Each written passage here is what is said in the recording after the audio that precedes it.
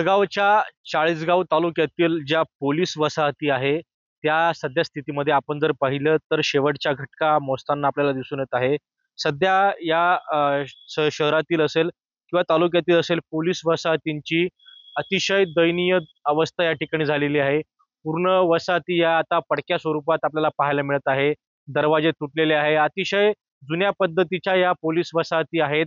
कौलारू घरं या ठिकाणी पोलिसांचे होते. मात्र आपण जर बघितलं तर आता सद्यस्थितीमध्ये एकच पोलीस कर्मचारी या वसाहतीमध्ये राहताना आपल्याला दिसून येत आहे. एकंदरीत गेल्या पोलिसांचं जे डीजी लोन आहे, गेल्या 6,000च्या जवळपास प्रकरणं डीजी लोनसाठी त्या ठिकाणी प्रलंबित आहे आणि कुठेतरी या ठिकाणी जी शासकीय घरं या ठिकाणी पोलिसांना दिली जातात, ती घरं देखील या ठिकाणी त्या घरांची देखील दुरावस्था झालेली आहे. कुठेतरी आता पोलीस वसाहतीकडं गृह विभागाने लक्ष देण्याची गरज आहे, असं त्या ठिकाणी बोललं जात आहे. खेमचंद कुमार, टीव्ही9 मराठी, चाळीसगाव जळगाव.